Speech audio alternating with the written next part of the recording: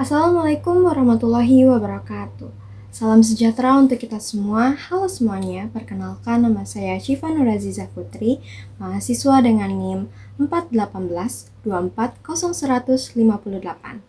Video ini saya buat dalam rangka untuk memenuhi tugas mata kuliah Pancasila. Pada kesempatan kali ini, saya akan menyampaikan sebuah kajian yang berjudul Fragmentasi Daya Beli Masyarakat sebagai Implikasi Struktural Perlambatan Pertumbuhan Ekonomi Nasional. Judul ini mungkin terdengar panjang, tapi sederhananya adalah kita akan membahas tentang mengapa kemampuan masyarakat untuk membeli barang dan juga jasa menjadi semakin tidak merata, dan apa hubungannya dengan Pancasila sebagai dasar negara kita. Sebelum masuk ke pembahasan utama, izinkan saya menjelaskan secara singkat apa yang akan kita bahas hari ini. Kajian yang ditulis adalah menggunakan metode deskriptif kuantitatif, yang artinya kita akan menggambarkan dan menjelaskan fenomena ekonomi berdasarkan data yang ada. Jadi bukan hanya sekedar opini. Data yang digunakan bersumber dari lembaga-lembaga terpercaya seperti BPS atau Badan Pusat Statistik, Bank Indonesia, OJK atau Otoritas Jasa Keuangan, serta jurnal-jurnal ilmiah. Periode yang dikaji adalah tahun 2019 hingga 2024 yang mencakup masa sebelum pandemi, saat pandemi, dan juga fase pemulihan setelahnya. Ada 3 pertanyaan besar yang akan kita jawab pada kajian ini adalah yang pertama, bagaimana pola fragmentasi daya beli terjadi sebagai akibat dari perlambatan ekonomi. Yang kedua adalah faktor-faktor struktural apa saja yang memperparah dalam situasi ini. Dan yang terakhir adalah bagaimana nilai-nilai Pancasila bisa menjadi landasan untuk kebijakan pemulihan yang adil. Sekarang, mari kita lihat faktanya. Kalau kita melihat grafik pertumbuhan PDB ataupun Produk Domestik Bruto Indonesia dari tahun 2019 sampai 2023, ada satu gambaran yang sangat jelas, di mana pada tahun 2019 sebelum pandemi, ekonomi Indonesia tumbuh cukup baik di angka 5,02%. Ini adalah kondisi normal yang selama bertahun-tahun kita capai. Tapi kemudian pada tahun 2020, COVID-19 datang dan memukul keras ekonomi kita terkontraksi, yang artinya malah mengecil sebesar minus 2,07%. Ini adalah kontraksi pertama yang terjadi dalam 2 dekade terakhir. Bayangkan 20 tahun kita tumbuh terus tiba-tiba berhenti dan malah turun. Lalu pada tahun 2021 mulai ada pemulihan dan pada tahun 2022 ekonomi kita rebound kuat di angka 5,31%. Tapi pertanyaannya, apakah pemulihan ini dirasakan oleh semua lapisan masyarakat? Dan jawabannya adalah tidak.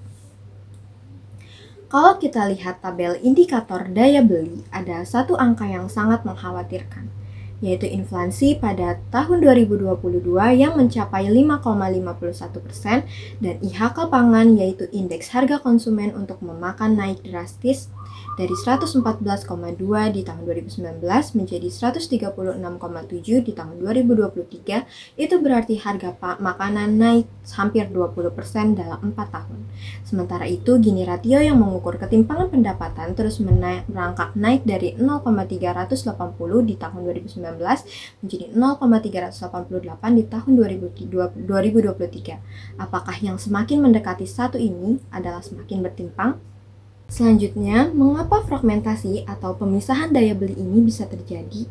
Ada 3 faktor struktural utama yang saling memperkuat satu sama lain, di mana faktor pertama adalah ketimpangan pendapatan.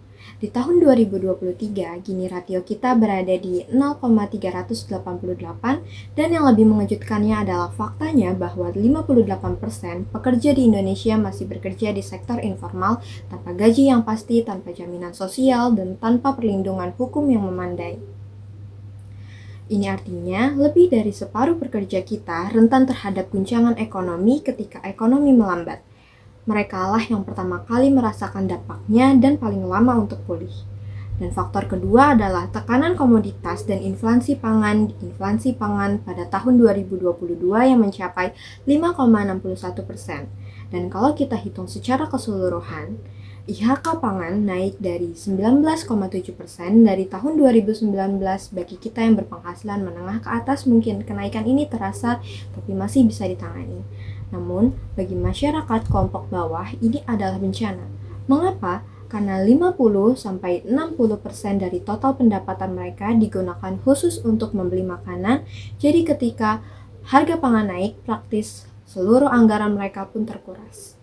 Inilah yang disebut pajak regresif, sebuah beban yang secara tidak langsung lebih berat ditanggung oleh orang yang miskin dibanding orang kaya. Meskipun angka kenaikan harga sama untuk semua orang. Selanjutnya ada faktor yang ketiga adalah kesenjangan modal manusia. Faktor terakhir ini mungkin yang paling mendasar dan paling sulit diatasi dalam jangka pendek. IPM atau Indeks Pembangunan Manusia secara nasional di tahun 2023 berada di angka 74,39. Namun bila kita lihat per provinsi, kesenjangan ini sangat mencolok.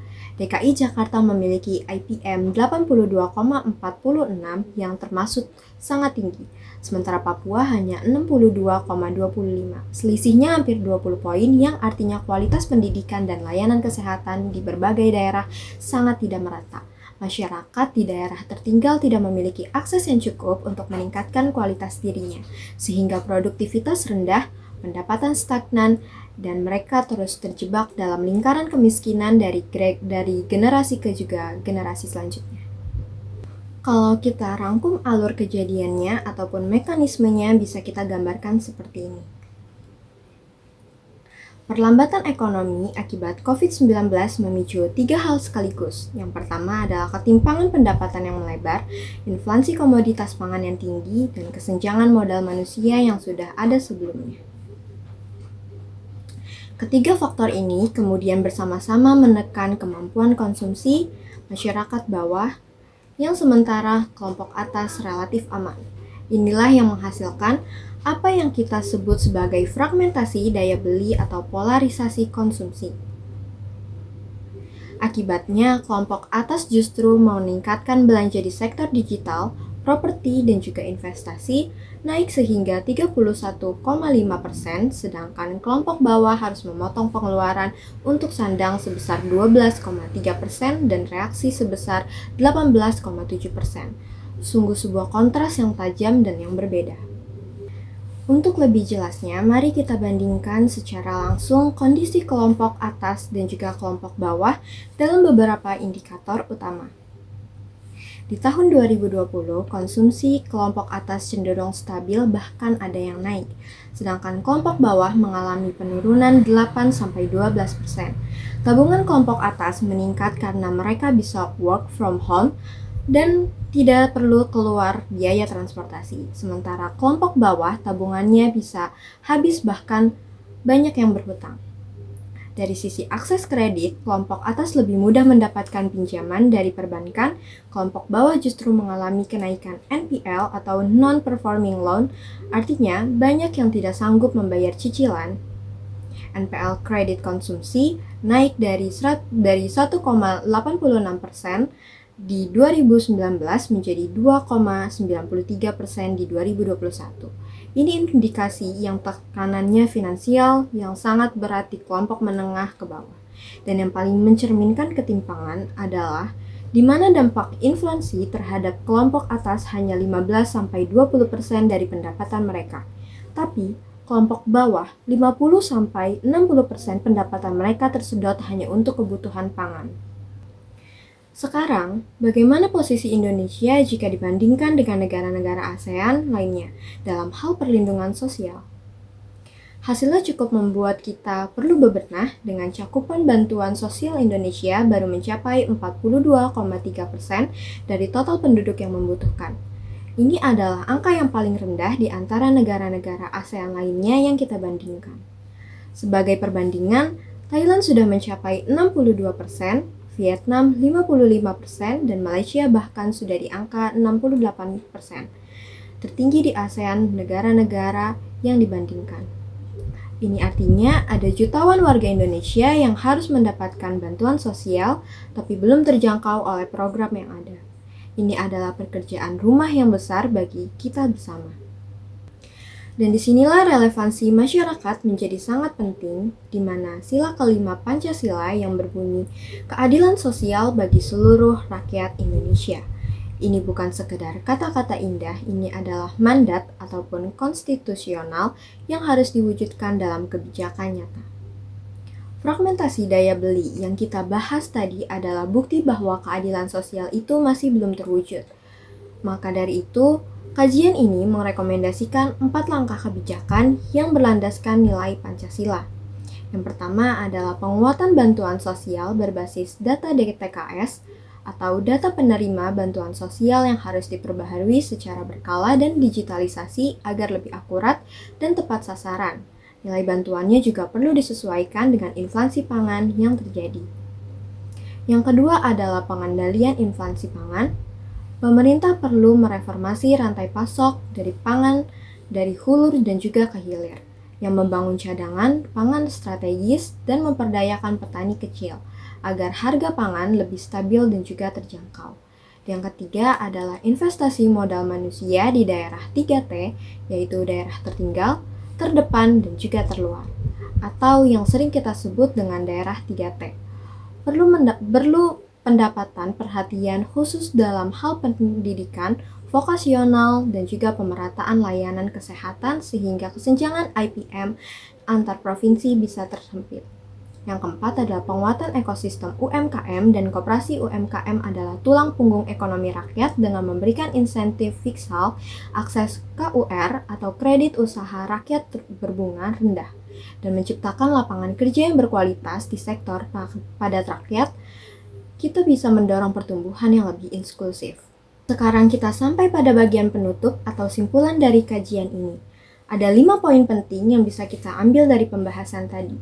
Yang pertama adalah fragmentasi daya beli terbukti nyata terjadi, di mana kelompok bawah hanya memiliki kemampuan konsumsi yang stagnan di kisaran 350.000 hingga 400 per bulan, sementara kelompok atas tumbuh dari 6,2% per tahun selama periode 2020 hingga 2023. Dan yang kedua, ada 3 faktor struktural yang saling memperkuat, yaitu Gini ratio 0,388, inflasi pangan 5,61%, dan disparitas IPM 20 poin antar provinsi. Dan yang ketiga adalah NPL kredit konsumsi yang meningkat signifikan, mencerminkan tekanan finansial yang berat pada rumah tangga menengah ke bawah. Yang keempat adalah Indonesia masih tertinggal dalam cakupan bantuan sosial dibanding negara-negara ASEAN lainnya. Dan yang terakhir, diperlukan solusi komprehensif yang bijak pada nilai-nilai Pancasila, mulai dari DTKS yang terdigitalisasi, pengendalian inflasi pangan, dan investasi SDM di daerah 3T, hingga penguatan ekosistem UMKM.